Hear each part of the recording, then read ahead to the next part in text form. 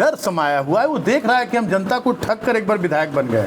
और मिथिलेश ठाकुर जन जन के साथ है, हर वर्ग के, हर धर्म, हर जाति, हर संप्रदाय, हर समुदाय के साथ मिथिलेश ठाकुर दिन रात खड़ा रहता है। शर्मिंदगी महसूस होती है कि जिस तरह की घटिया राजनीति, गिरी हुई राजनीति, यहाँ के जो निकम्मे विधायक हैं, जिनको जनता से के हित से कोई लेना देना नहीं है, विकास से कोई लेना देना नहीं है, जहाँ इनको दिखता है कि इनकी जेब भरेगी, ये वहाँ तुरंत पहुँच जाते हैं।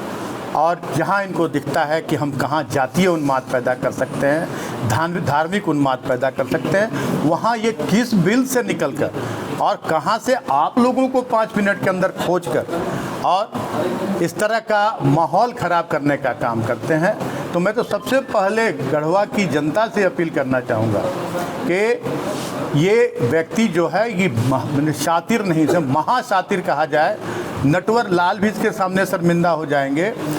तो वैसे व्यक्ति से, अब गलती जनता से तो हुई है, मैं तो यही कहूँगा कि ऐसा व्यक्ति को एक विधायक जैसे सम्मानजनक पद पर बिठाने का काम किया है, लेकिन जिस तरह की घटिया राजनीति ये कर रहे हैं, भाई से भाई को लड़वाने का काम कर रहे हैं, जातीय और धार्मिक उन्माद पैदा करने का काम कर रहे हैं, आप लोग 1 मिनट में पहुंच जाते हैं उनकी साजिश का शिकार होने के लिए। कल की घटना जब मैं दिन में देखा तो मजबूरी में मुझे आप लोगों को याद करना पड़ा और मैंने पूरी जानकारी ली।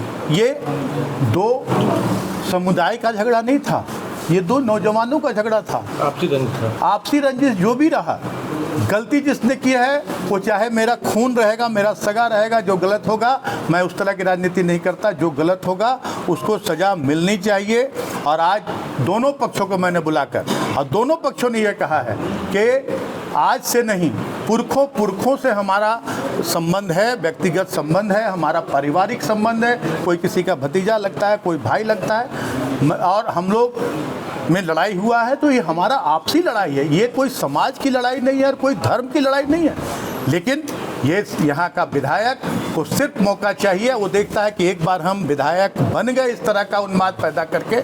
आज आप लोगों को पूछना चाहिए उस विधायक से या जनता से भी पूछना चाहिए कि इस बार डुमरिया में 2024 में जो घटना घटी डुमरिया में, वहाँ मूर्ति विसर्जन की घटना, इस बार कहाँ दुर्गा पूजा हुआ और कहाँ विसर्जन हुआ, इसके बारे में उनसे ज़रूर पूछना चाहिए। सत्येंद्र तिवारी जो एक बेचारा डीजल पेट्रोल बेचने वाला आदमी, उसकी हत्या हुई, उसका फाइल कहाँ गया, उसमें क्या परिणाम निकला, ये ज़रूर पूछना चाहिए उनसे। अभी सहिजना में 2 ब्राह्मण समुदाय के और सम समाज के लोग आपस में लड़ भिड़ कर सर फुटौल किए, उसमें उनका बयान क्यों नहीं आया? अभी करकोमा में 2 गोतिया लोग मिलके में मारपीट किए, सर फुटौल किए और दोनों हाजत में बंद थे, उस समय क्यों नहीं झांकने गए, देखने गए?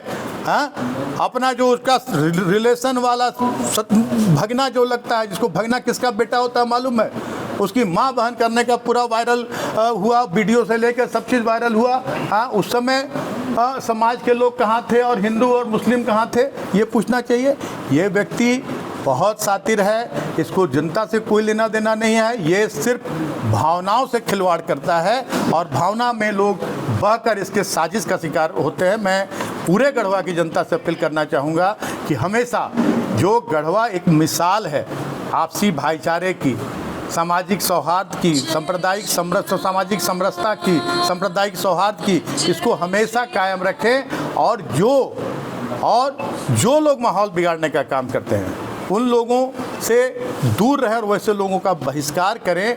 और 2 व्यक्तियों की लड़ाई को कभी भी धार्मिक और सामाजिक रंग न दें और उस झांसे में न आए। जिस तरह से वीडियो वायरल करके जिस तरह से इन लोगों की नीति रहती है कि हम फूट डालो राज करो की नीति अपनाएं, तो इससे लोगों को सावधान रहना है और अपने इस निकम्मे विधायक से लोगों को सवाल करना चाहिए कि अब 2 साल पूरा होने जा रहा है, 2 साल में जनता के लिए क्या किया।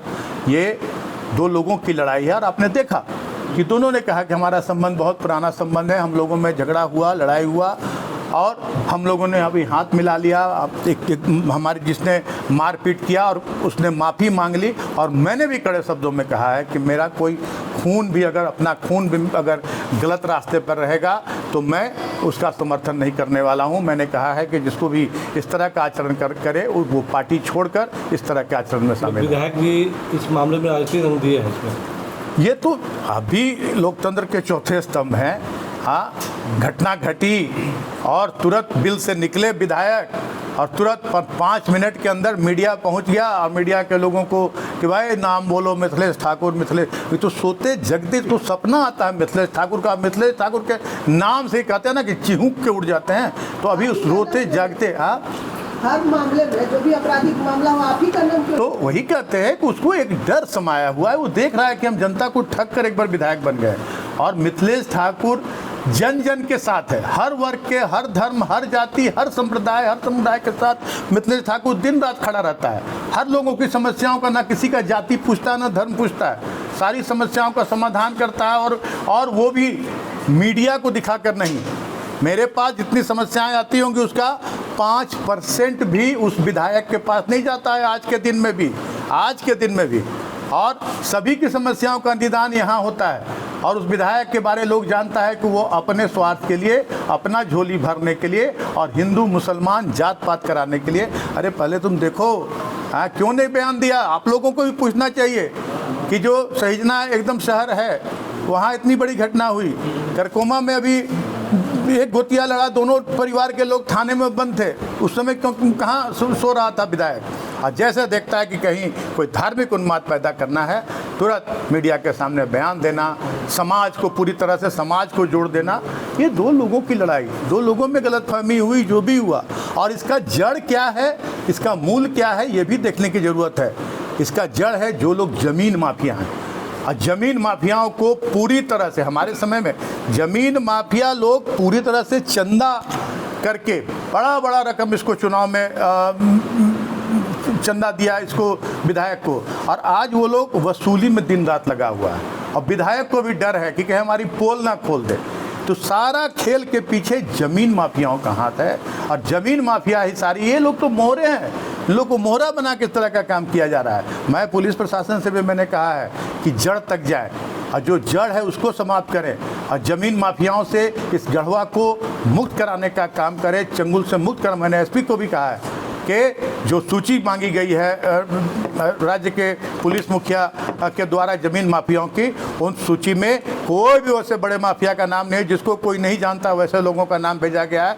मैंने डीआईजी को भी कहा है, आईजी को भी कहा है कि जो वास्तव में जो दूसरों को सामने करके और वास्तव में जो चेहरा नकाबपोश चेहरा है, जो असली चेहरा है, उस चेहरा को उजागर करना है। और वैसे लोगों का नाम और वैसे लोगों को जिला बदर करने की कार्रवाई की जाए और वैसे लोगों को जेल के अंदर डालने की। मानते हैं गढ़वा में जमीन माफिया हावी है?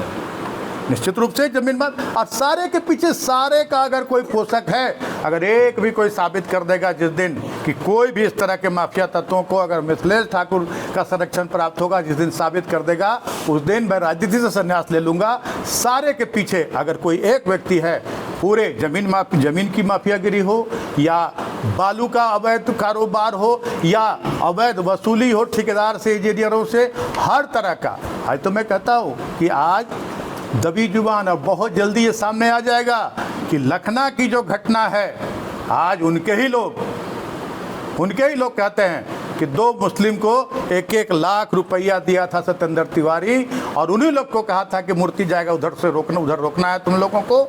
और ये भी आज न कल पूरी जनता के सामने जग जाहिर होगा। ठीक है।